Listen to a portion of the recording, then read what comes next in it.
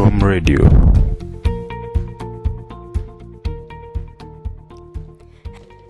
Hello and welcome to the Storm Podcast, the podcast that gives you the best in politics and all other real lifetime issues. I am your host, Shanice Wageni, and today we shall be discussing the Big Four agenda. I am joined in by a professional who has all the details we need regarding the Big Four agenda. She goes by the name Sally Kahiu. She is the head of PR, communications and marketing at Kenya Association of Manufacturers. She is the key advisor to the organization on association strategic direction with regard to stakeholder relations and public engagement. She also represents the association in high-level stakeholder forums, events to ensure that the association's contribution is visible and shared. She creates a conducive environment for the communications and marketing teams to create and develop strategies towards meeting overall organizational goals. I believe with all that she can do, Sally Kahiu is the best person to give us all the information we need regarding the Big Four agenda.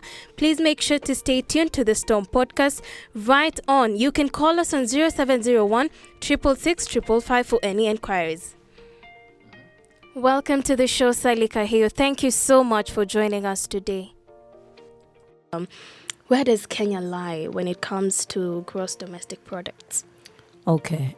So first of all, the Association of Manufacturers is an association. So it's sort of an umbrella body for all the manufacturing companies in the country. So we speak on behalf of industry. So we call ourselves the credible voice of industry. So that's not necessarily a company per se, it's just an association, an umbrella body. The work that we do is that we lobby for policies that will help manufacturing industries grow in a very nurturing and profitable business environment in Kenya. So that's our work. We've done that for 60 years. This is our 60th year. With regard to where we are at in terms of manufacturing, it's still a big contributor to the gross domestic product, to the GDP. We had been at 10% of GDP contribution for a very long time. But over the past 2-3 years, we've started to decline. And we've seen our contribution go to 9%, 8%. We're about 7.7% now. So the contribution to GDP for manufacturing is, I wouldn't say declining per se. I would say it's because the rest of the sectors in the economy are growing faster than manufacturing. So it does seem that our contribution is either it has stalled or it's just not growing at all, which is a concern. And that's one of the reasons why the president then made it a priority area for the 2022 a priority area for the period from 2017 to 2022, so that we can try and grow the manufacturing sector. Because 7.7% where we are at now, we are trying to grow it to 15% by 2022. That's a big challenge because we haven't gone past 2 double-digit contribution of GDP growth in a while. So that's quite a challenge for the country, and that's where we are at the moment, trying to take it from 7.7 to 15% in 2 years. It's a big ask. Yes. Yeah, that's quite a big margin, about 8% or thereabout. Yes. So do you think it's actually manageable? Do you think we'll actually achieve it? The question of whether it can be achieved or not is something that's not easy to answer. Theoretically, it can be achieved. Theoretically, it can be achieved even in 1 year or in 6 months if you want. If the right policies are in place, the right kind of political goodwill is in place, and people just take the low-hanging fruits in terms of policy and drive the growth. It can happen. It can happen even in 6 months. However, there's a lot of policy issues to work through. There's a lot of frameworks of taxation that we have to negotiate with government. There's a lot of things happening that sort of make that a back and forth conversation. Can we do this? Can we not do this? So it's possible. it's ambitious, but it's possible if only the right policies are in place and if we work fast to execute those policies. Yeah. All right. So, speaking of policies, I feel like here in Kenya, we really support importing other than exporting. Like, I mean, we have industries for sugar, rice, but we still find that the government still wants us to import some of these basic cash crops. So, I feel like that's one way where we go wrong. So, speaking about policies, what do you think about the issue of importing more than exporting? Our import-export balance is obviously a little bit off, but I wouldn't say it's because the government wants us to do that. Actually, the government has launched a national exports promotion program. It launched it 2 years ago. So the government is actually trying to get us to boost our exports and increase our exports more. So the issue, again, of there being more imports than exports is a policy issue, because it's policies that there are some loopholes in our regulations that allow for there to be more imports, especially in areas which we could be strong in as a country. So there are just certain loopholes in terms of regulation and policy that need to be curbed so that we can then be able to export more. But then again, if we don't nurture our manufacturing industry, our local manufacturing, because our local manufacturing is what gives us the products to then export.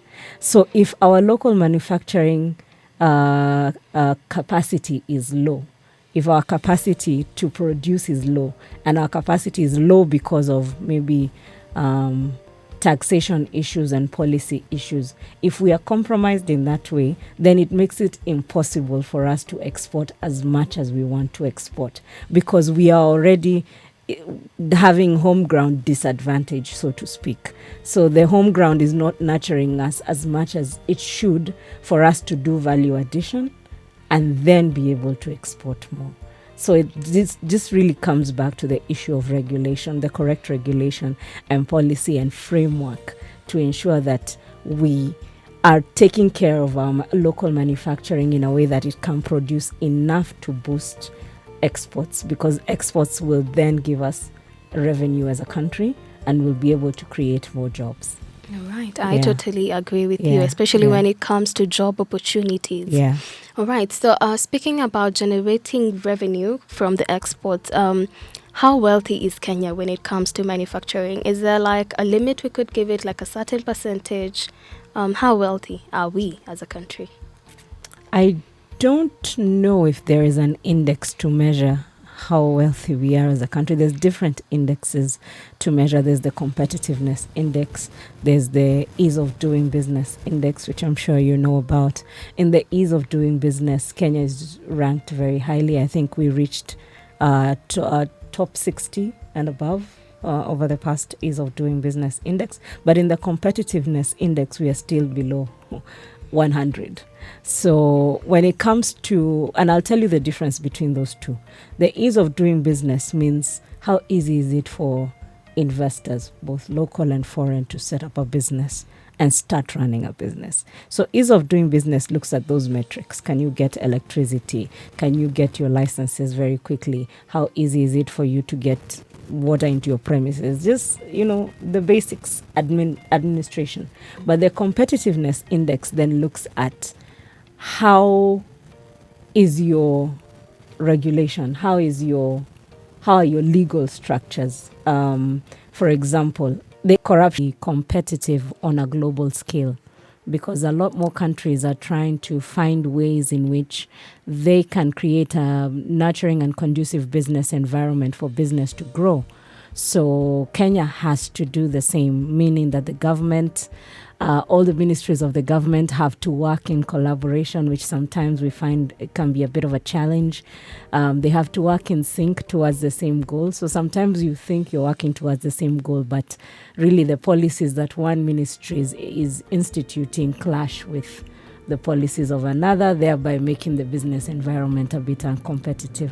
So if we are not competitive here at home, because as it is, we are reducing in terms of competitiveness in the East African region as Kenya. So we need to start looking at things like the cost of energy. infrastructure, as I said, corruption and the legal framework and taxation. Are we designing policies that would make businesses competitiveness within and outside of the region? So that's really my approach to that question on in terms of wealthiness.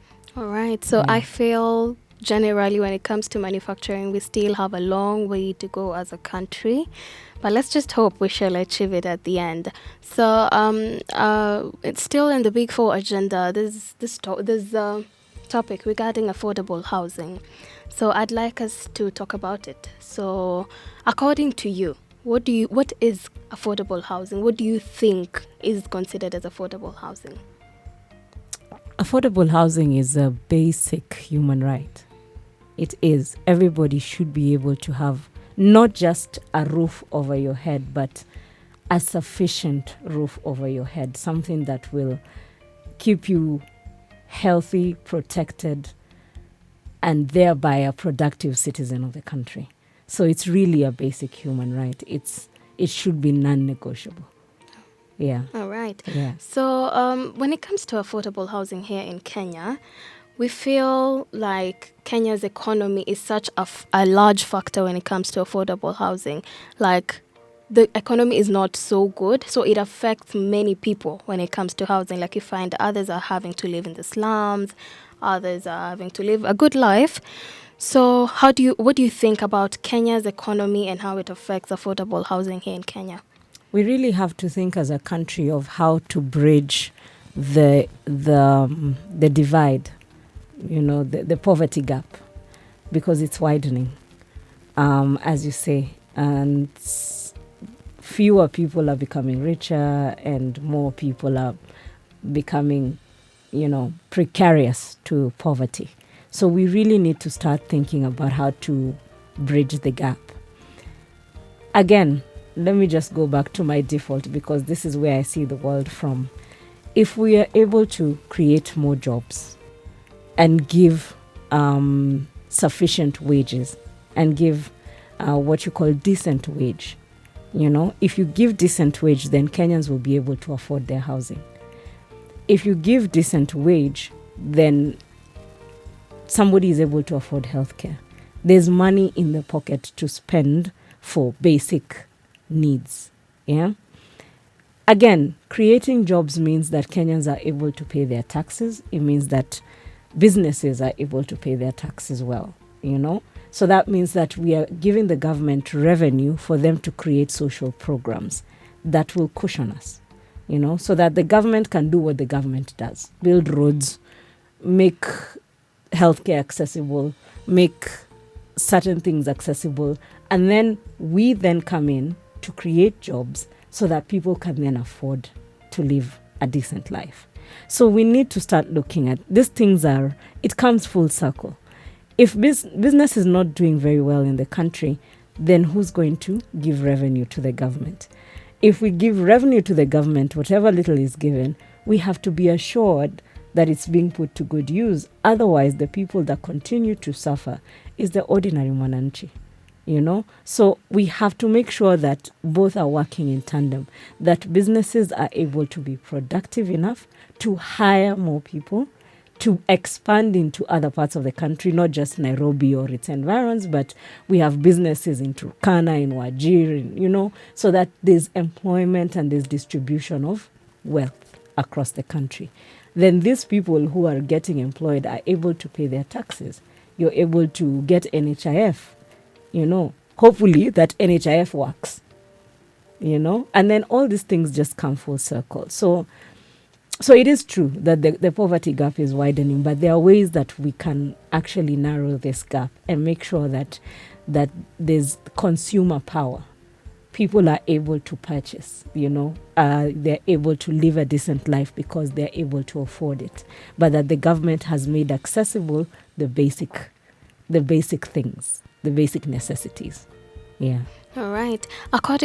Based on what you said about living a decent life, according to statistics, Nairobi, being the capital city of Kenya, is said to have about 2.5 million slum dwellers. I mean, it is in Nairobi where we have the big businesses, the big companies and all. I feel like if there's already 2.5 million people who are living in the slums, then we must be going way wrong here in this country. What do you have to say about these statistics? I don't know about those specific statistics, so I cannot comment on those statistics. What I can say, though, is that the fact that there's visibly tall buildings in the city, there's visibly growing real estate business, visibly, like this is what you see. It doesn't mean that that's what trickles down to the economy. It doesn't mean that we can feel a ripple effect in the entire economy. Again, goes back to regulations and policies and how is everything structured. It also goes back to corruption, as I said. So some businesses might not want to pay taxes if they think I keep paying taxes, but I also have to pay bribes.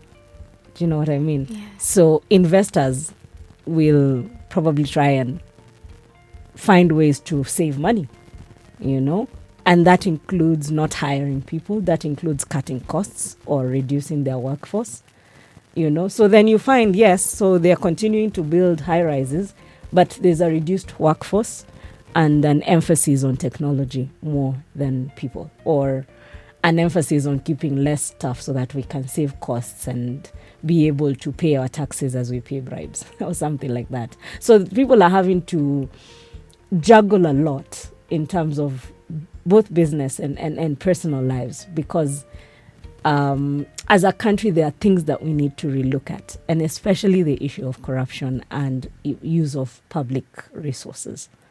Yeah. All right. Thank you so much, Sally. So we're going to be taking a short commercial break, and we shall be right back after the break.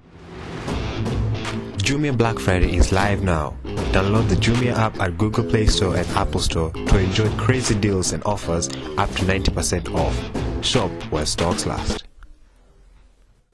Guest who goes by the name Sally Kahio. She has educated us on matters regarding manufacturing and affordable housing here in Kenya. And right now we're going to dive into two more topics. Let's take a phone call. Hello, Storm Podcast. Hello. Yes. My name is Miriam from Kibra, and my question is, what are the major threats to food security in Kenya? All right. Thank you, Miriam. Sally, could you please answer for us this question? All right, so from my perspective, I think there's several factors. There is drought. There is the cost of farm inputs and cost of food. There's fertilizer especially. There is global prices to consider. There is the status of education of the people involved, whether it's the farmers, and we know that most of the people who do farming, especially in Africa, is women. So what is the level of education of women? So there are a lot of factors that contribute to the challenges towards attaining food security. Did I mention also land grabbing? The issues around land grabbing and just traditional and cultural issues around land as well. Yeah. All right, so I think we just have to admit that food insecurity is quite of the major challenges here in Kenya, and it is affecting the nation in quite a big way. So what are some of the impacts that you yourself have noted when it comes to the impacts that food insecurity has caused here in this country? Definitely the biggest one is poverty. Definitely, because we are a country that relies heavily on agriculture. But let me just say, and I think we had this conversation before, is if we are able to supplement what comes out of agriculture with what manufacturing can do, then we can solve that problem. So for example, if I am farming tea or coffee, first of all, what we need to do is reduce the number of middlemen there are in the agricultural sector that then get all the profits out of food production, but the farmers never really get anything. So we have to look at that's a corruption issue, and that's a regulation issue. But also when we look at farming, as I was saying, if I'm farming tea or coffee, I need somebody to value add. I need somebody to add value to it. Because as much as we are an agricultural country, we only add value to 2% of our products that we then export. Imagine if we could add that percentage to 10% of value addition. It means that we are creating value chains which create jobs. Value chains which also mean that manufacturing can then bring the technology aspect back into agriculture. So it's, like I said, it's a symbiotic relationship. Agriculture provides the raw material. Manufacturing in turn provides the technology and machinery that is needed to move our agriculturing methods and processes to the next level, so that we are able to combat pests. We are able to combat all this fungal, bacterial infections on our crops. We are not using traditional methods that are no longer working, that maybe the pests are already they're already used to, so they're not, you understand what I mean. So manufacturing then gives back the technology, it gives back the machinery, it also gives back the pesticides, the means to fight any sort of diseases that are affecting crops, so that we are then in touch with new scientific and technological methods of how to boost our agricultural production as a nation. And then we get better crops to then value add, to then export. All right. Yes. So I am glad you actually talked about boosting agricultural productivity. Yes. So I believe there are a number of things that we could do as a nation to achieve this. So kindly share with us, what are some of the things we could do to boost the agricultural productivity? Skills. We need to look at skills. We need to be in touch with what's happening globally. How are people boosting the agricultural productivity globally? And how can we keep up pace? Because, as I said, the traditional methods might work, and they might be great because it means that we have good knowledge of our land and terrain and our plants, but we also need to merge them with new knowledge and new science and what's out there, and also equip the citizens to be able to apply them practically on their farms to then boost production. But also it's important for the country and for us culturally to make farming and other vocational jobs worthwhile, So to stop saying that there's white collar and blue collar jobs. It's important for people to realize that you can be a farmer and be very successful, or you can be a mechanic and be very successful, or you can be in the value chain between agriculture and manufacturing and be very successful. So it's important to also reward anybody whose innovation is geared towards boosting agricultural production. Policy as well. Let's look at policy. Let's look at pricing of inputs. How do we price fertilizer? How do we price all of these inputs that are meant to assist in the growth of crops, of well-nourished crops, quality crops that can be exported or can be used locally for production. So let's look at the policies around pricing, storage, facilities in the country.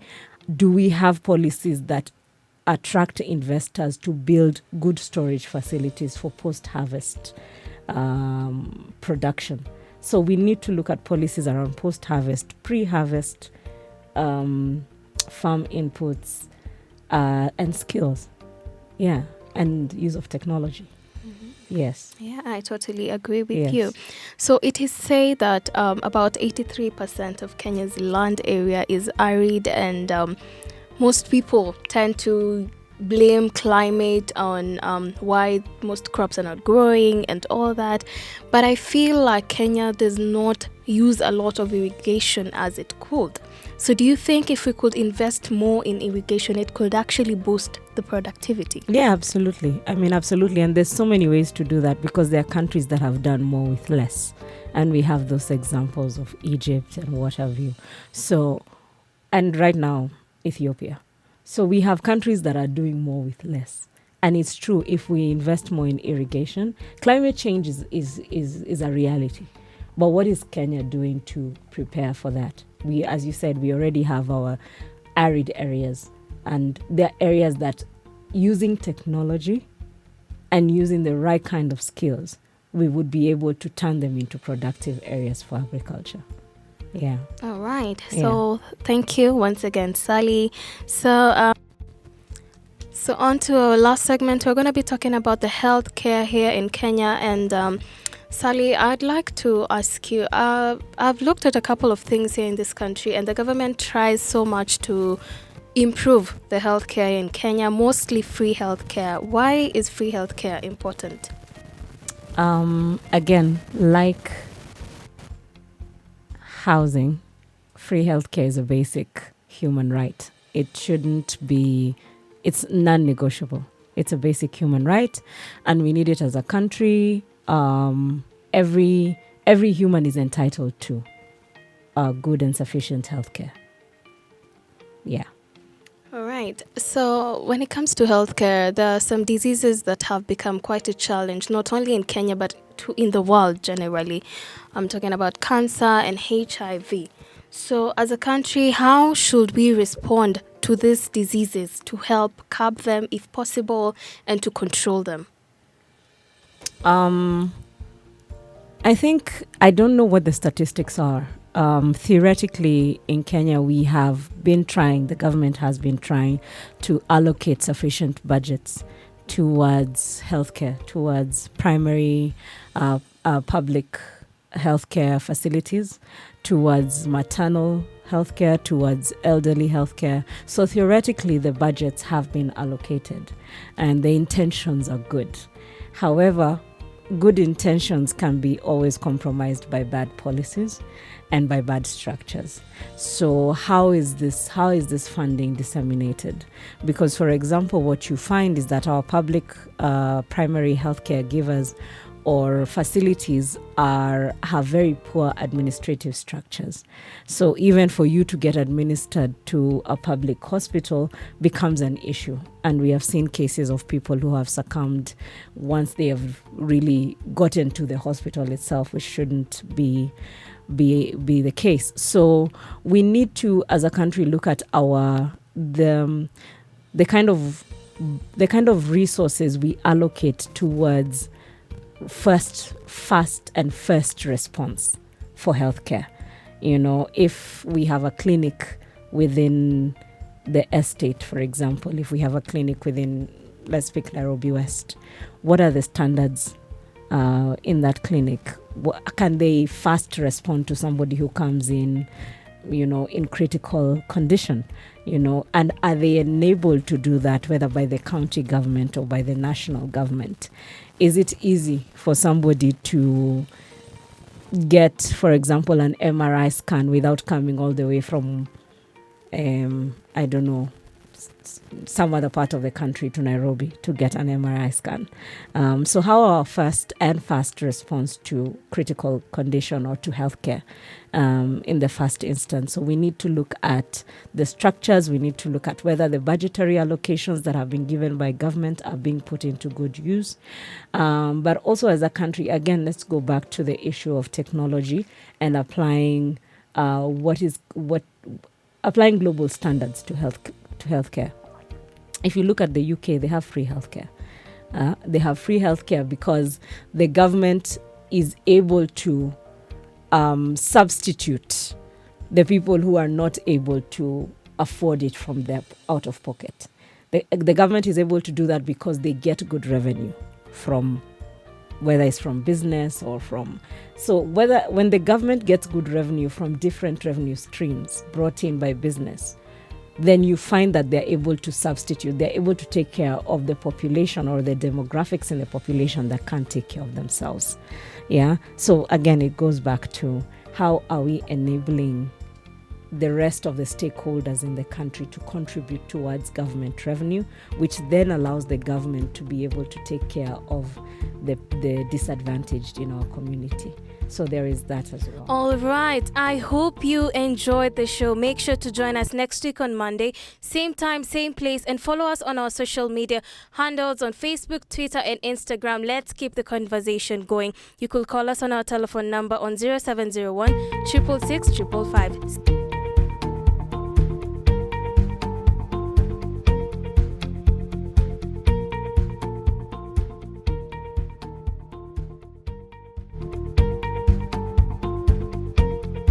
Storm Radio.